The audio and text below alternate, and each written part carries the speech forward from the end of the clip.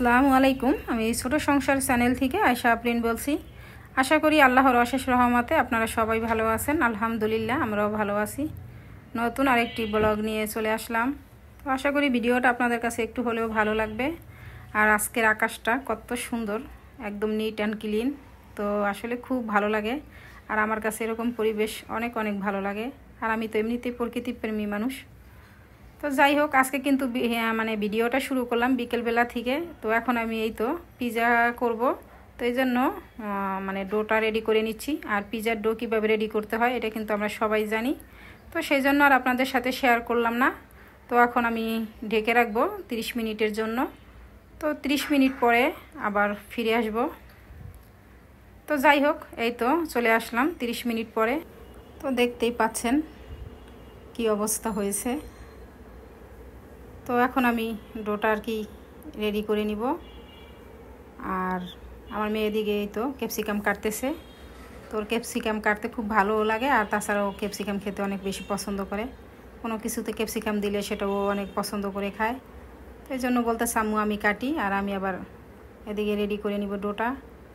তো অনেক দিন পরে আজকে অবশ্য পিৎজা বানানো হলো। এখন বেশি একটা ওইভাবে হাতে সময় থাকে না, আর সেজন্য বানানো হয় না। এই যে ছেলে মেয়ে দুজনেরই স্কুল খুলে দিছে, আবার কোচিং খুলে দিছে, সব কিছুই তো রেগুলার হয়ে গেছে। এখন তো আর সেই আগের মতো ওইভাবে আমি সময় পাবো না। তো এই জন্য অনেক দিন পরেই করা হলো। তো ওরা বলতেছে আম্মু বেশি করে করো। তো আমি সেজন্য একটু বেশি করেই করব। তো দুইটা করে নিব।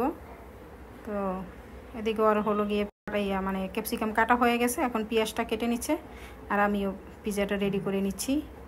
তো এই তো রেডি করে নিলাম, একটু প্লেটে সামান্য তেল মাখিয়ে তারপরে বসিয়ে দিলাম। আর এখন একটু কাঁটা চামচ দিয়ে এইভাবে একটু কেটে কেটে দিচ্ছি, তাহলে আর কি সব দিক দিয়েই সমান থাকবে। আর এখন সসটা দিয়ে দিচ্ছি। তো ওরা তো সস খেতে খুব পছন্দ করে, তো এই জন্য বেশি করেই দিচ্ছি। তো সসটা দিয়ে এরপরে আমি অন্য অন্য যা যা আছে সেগুলো দিয়ে দেব। আর আমার ঘরে থাকা উপকরণ দিয়েই আমি পিৎজাটা তৈরি করব। আর দোকান থেকে আসলে মাঝে মাঝে কেনা হয়, কিন্তু রেগুলার তো ওভাবে কিনে খাওয়া সম্ভব হয় না, আর কেনাও হয় না। আর ওরা এমনি তো পিৎজা খেতে খুব পছন্দ করে দুইজনেই সমানে। তো পিৎজা বানালে এটা ওরা খুব খুশি হয় বা আনন্দ পায়। আর একটু এই তো চিকেনগুলোও দিয়ে দিলাম। তো এখন একটু পেঁয়াজ দিয়ে দিচ্ছি। তো এই তো এক এক করে সমস্ত যা যা দেওয়ার আর কি ঘরে যা যা ছিল সেগুলো দিয়ে দিচ্ছি। আর আমার কিন্তু বাসায় কোনো চিজ ছিল না। তো চিজ নেই তাই বলে কি পিৎজা খাবো না। তো একটু বুদ্ধি করে আমি কর্নফ্লাওয়ারের মধ্যে সামান্য কিছু পরিমাণ মতো গুঁড়ো দুধ দিয়ে দিলাম। ওটা দিয়ে একটু জাল করে ঘন করে নিছি।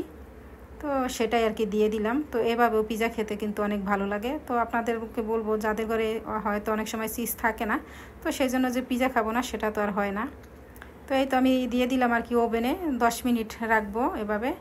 তো 10 মিনিট পরে বের করে নিয়ে আসলাম। এই তো দেখেন পিৎজাটা কত সুন্দর ফুলছে।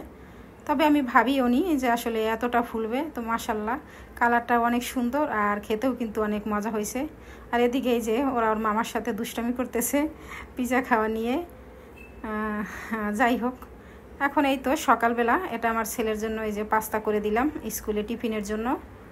তো ওকে স্কুলে দিয়ে তো বাসায় চলে আসলাম। আর এই যে নারকেলটা করিয়ে নিলাম। কেন করিয়ে নিলাম সেটাও আপনাদেরকে বলবো। আজকে আমি রান্না করব বাইম মাছ। তো আসলে কিভাবে বাইম মাছ রান্না করলে অনেক বেশি মজা হয় সেটাই আপনাদের সাথে আজকে শেয়ার করব। তো এই তো বাইম মাছটা আমি একটু হলুদ মরিচ আর একটু লবণ দিয়ে আর কি সিদ্ধ করে নিলাম প্রথম পর্যায়ে।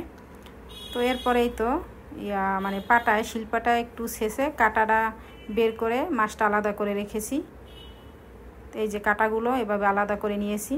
কাঁটার সাথেও চাইলে দেওয়া যায়, কিন্তু আমার ছেলে মেয়ে তো এভাবে খেতে পারবে না, তো এই জন্য আমি কাঁটা আলাদা করে ফেলছি। আর এখন এই তো রান্নার প্রসেসিংয়ে চলে আসলাম। তো পেঁয়াজ রসুন আদা জিরা সমস্ত মশলা দিয়ে কিছুক্ষণ কষিয়ে নিব। তো এভাবে কষানোর পরে হলুদ আর মরিচের গুঁড়াটা দিয়ে দিব। তো এই তো হলুদ মরিচের গুঁড়াও দেওয়া হয়ে গেছে। এখন আমি নারিকেল বাটা দিয়ে দিব। তো নারিকেল বাটা আমি চাইলে আগেও দিতে পারতাম, তাহলে বেশি ভাজা ভাজা হয়ে গেলে সেটা আবার খেতে ভালো লাগতো না। তো এই জন্য এই পর্যায়ে দিয়ে দিলাম, এতে করে যে মশলার সাথে যেটুকু কষানো হবে তাতেই হবে।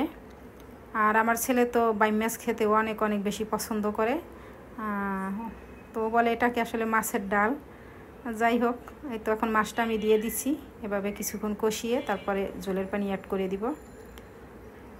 তো আমার ভিডিওটা যদি আপনাদের কাছে একটু ভালো লেগে থাকে তাহলে একটি লাইক দিয়ে দিবেন, চাইলে সাবস্ক্রাইব করে পাশে থাকতে পারেন। আর যাই হোক, এই তো এদিকে আমার মাছটাও কষানো হয়ে গেছে। তো এখন আমি ঝোলের পানিটাও অ্যাড করে দিব। তো ঝোলের পানি অ্যাড করে দিছি, তো একটু গরম পানি করেই সেটাই দিয়ে দিলাম। তো এভাবে কিছুক্ষণ আর কি আমি নেড়ে ছিঁড়ে নিব। আর আমরা সাধারণত বাইম মাছ এভাবেই খাই। তো যারা কখনো এভাবে বাইম মাছ রান্না করে খাননি তাদেরকে বলবো একবার হলেও ট্রাই করতে পারেন। আসলেই এটা কিন্তু অনেক মজার হয়, অসাধারণ খেতে। একবার ট্রাই করে অবশ্য আপনারা দেখতে পারেন কতটা মজার হয় এভাবে বাইম মাছ রান্না করে খেলে। তো আমার হয়ে গেল এই তো বাইম মাছ রান্না। আর এদিকে আমি এখন পেঁপে ভাজি করে নিচ্ছি। তো একবার ভাবলাম পেঁপেটা ভর্তা বানাবো কিনা, পরে চিন্তা করলাম না, এর আগেও কয়েকবার পেঁপে ভর্তা খাওয়া হয়েছে, তো আজকে আমি পেঁপেটা ভাজি করেই নিই। তো এই তো আমার পেঁপে ভাজি করতেছি। তো যাই হোক, আজকে আমার ভিডিওটা বেশি বড় করলাম না, আজ এ পর্যন্তই।